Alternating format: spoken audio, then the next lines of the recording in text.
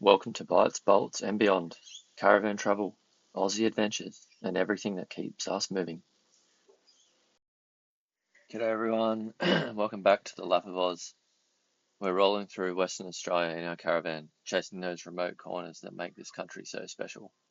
Today we're parked up in Denham, right on the edge of Shark Bay World Heritage Area, and we're heading out for a proper four-wheel drive adventure into François Peron National Park. We hooked up the four-wheel drive, left the caravan behind at camp, and pointed the nose north onto the Peron Peninsula. The moment you leave the bitumen, the track turns into that classic big red dirt, deep, soft, fiery red sand that tests your tyres and your nerve. It's about 25 kilometres from Denham to Big Lagoon, but the first stretch of this sandy four-wheel drive track feels like you're driving straight into a postcard. Red dunes, low coastal scrub, and the occasional burst of wildflowers flashing past the windows.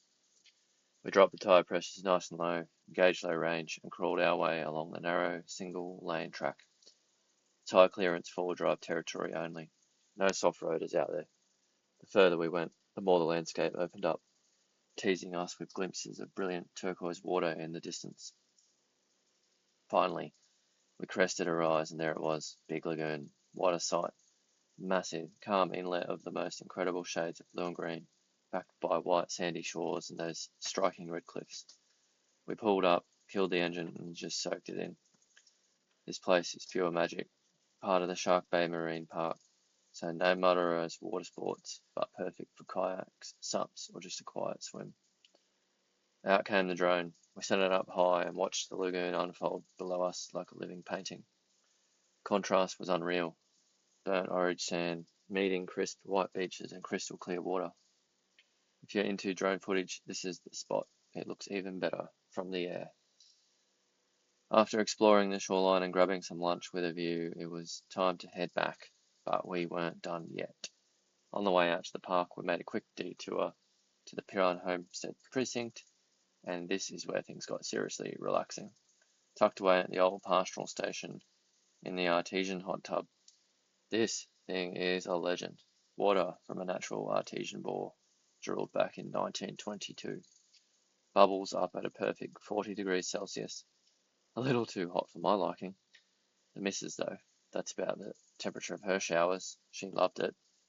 It's like nature's own hot tub, right in the middle of the outback. Stripped off the dust and sweat from the four-wheel drive track, hopped in and just floated there, letting the warm mineral water work its magic. The emus wandered past, looking for a drink of the overflow while birds were chirping and the red dirt stretched out all around us. Nothing beats soaking in a genuine outback hot spring after a day of sand driving. Total bliss. It was definitely a first. If you're caravanning the Lap of Oz and you want to make it to Shark Bay, do yourself a favour.